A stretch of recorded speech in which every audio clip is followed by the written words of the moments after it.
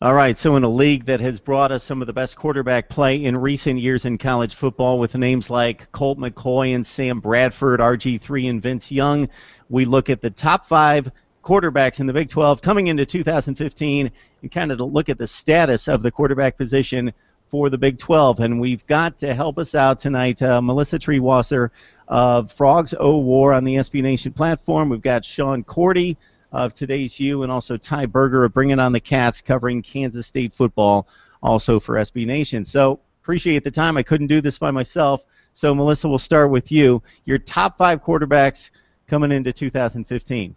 I think unquestionably you've got to give the number one nod to, and yeah, I'll put on my purple-colored glasses, but I think Trevone Boykin is the best guy coming back in this fall. He's the most proven commodity among quarterbacks. There's a lot of upheaval in the Big 12.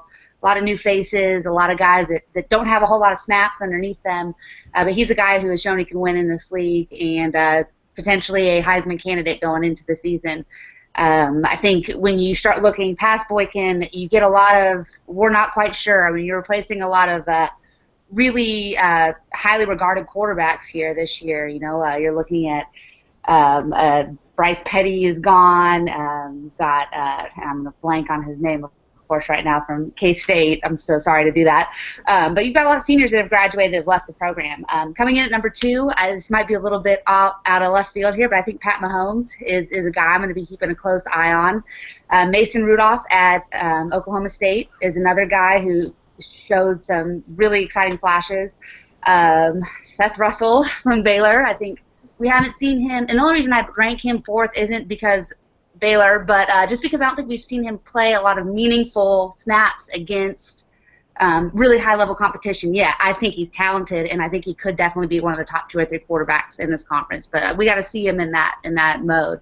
And then number 5 is it's iffy. You're looking at a lot of untested guys. I have Skyler Howard in there right now, just based on his athletic ability and what I think he's capable of doing. I don't know that for me there's a clear-cut answer at 5, but I think there are a lot of guys that are going to make a case to be in that top 5 here by the end of the season. All right, Melissa, it's interesting that you like Pat Mahomes, because if you just look at a stat sheet for Texas Tech football and don't know what the situation is there, Davis Webb coming back off 24 touchdowns, 13 picks. He was the starter coming out of camp. Mahomes, the much better player down the stretch. The injury put him in place to play some big minutes, and he had a lights-out game against Baylor and put all kinds of scare into the Bears, 48-46 with 600 yards passing and 6 touchdowns in that game. So interesting pick with Pat Mahomes. Trevone Boykin seems to be the clear-cut guy, but we'll have to hear from Sean and Tye. Sean Cordy of Today's You, your top 5 quarterbacks in the Big 12. Yeah, I have to agree with pretty much all of our picks, but just in a little bit different order. I'll start with number 5. I really like Skyler Howard, but I think Baker Mayfield will be a really good addition with Oklahoma as well. He's not as proven. He transferred from Texas Tech. Kind of struggled there, but he's going to be a really good product for this air raid system that Lincoln Riley's bringing in. And then I really like Pat Mahomes too, but I have him at number 4. He has a little bit of issues in the pocket and gets a little bit anxious, but he was lights out, as you said, in the Baylor game. And then on the opposite side, coming from Baylor, Seth Russell. I have to take off my green and gold and say Seth Russell does have his problems, but he is a great dual threat quarterback that I think can be as good, if not better, than Bryce Petty. He could vault himself at the number 2, but I have him right behind Mason Rudolph, who I absolutely love.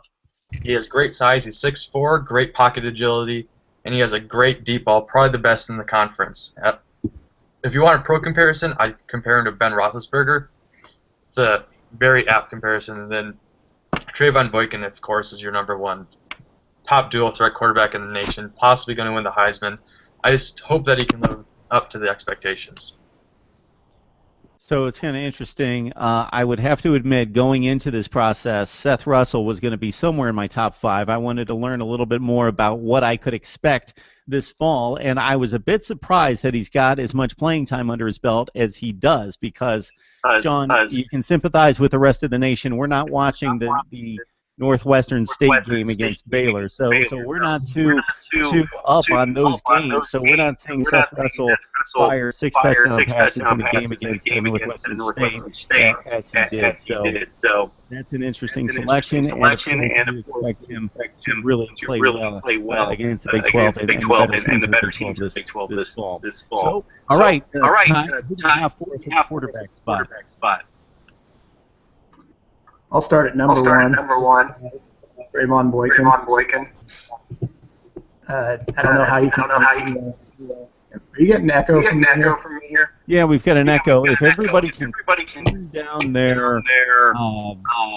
volume as much as you can and still hear everyone, I think that might correct it. I feel like we're being Okay. Hopefully that's better. Sorry about that. At number one, no surprise, Trevone Boykin. There's no argument. He's the best quarterback. He's one of the best quarterbacks in the country. An unbelievable makeover with the new offensive system at TCU last year. So many players back on that offense. Clear-cut number one quarterback in the Big 12. Number two, I'm going with Seth Russell at Baylor. Baylor at this point has earned the benefit of the doubt with me. They're just going to plug in somebody at quarterback and he's going to be awesome. Number three, I'm going with another slash here. I've got Texas Tech's quarterback situation, either Pat Mahomes or Davis Webb. As you mentioned, Mark, they both have their pluses, they both have their minuses, but they both play pretty well. Offense wasn't Texas Tech's problem last year. Number four, I'll go with Mason Rudolph with Oklahoma State. Not enough of a sample size for me to be really confident in him breaking out and being one of the top 2 or 3. But he's pretty close. He shows the ability, and Oklahoma State, not maybe to the extent that Baylor has, but has earned the benefit of the doubt from me. I just assume good things from Mike Gundy's offense generally.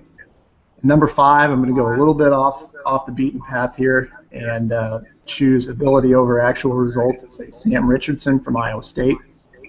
The guy he's solid across the board. He doesn't do anything especially well. He scrambles and extends plays. He's got pretty nice touch in the mid-range. It's not going to result in very many wins for Iowa State this year, but I like Sam Richardson. So what's interesting about this top 5 is, and I don't think anyone here is going to shed any tears, this is the state of the Big 12 in 2015. No Oklahoma quarterback, no Texas quarterback. Wow.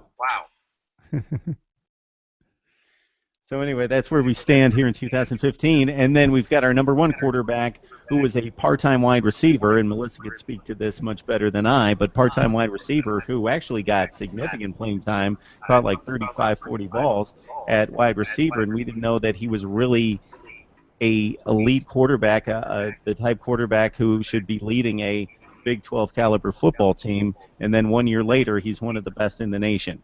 Crazy. Yeah, I mean, it just speaks to putting square pegs in square holes.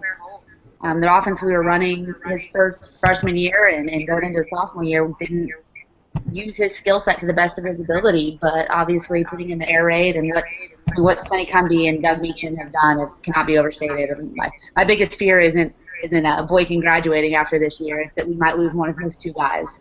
But to see Boykin's transformation is a testament to his hard work, a testament to having offense that fits his skill set. And I tell you, if he didn't have a lot of pressure on him before, once he sees this, whew. Yeah, definitely. Anybody else that could be mentioned here? Well, I mean, my wild card is, as we like to refer to him over at TCU, is Old Baker. Baker Mayfield does have quite the journey, and while we know that he probably is number one in dance moves in the conference, I'm just not sure what he's going to bring to Oklahoma. I also don't know if he's going to get an opportunity to show what he can do because, we'll get to running backs later, but they have such a loaded backfield, he may not be asked to be a good quarterback this year. He may be asked to be more of a game manager. And if that's the case, we'll have to see what his production looks like. All right, good stuff. From left to right, we got Melissa Triebwasser from Frogs O' War on the SB Nation platform for TCU. We've got Sean Cordy of Today's U, and also Tye Burgers representing Kansas State with Bringing on the Cats. We'll be back. We'll talk some other positions here in the Big 12. Thank you.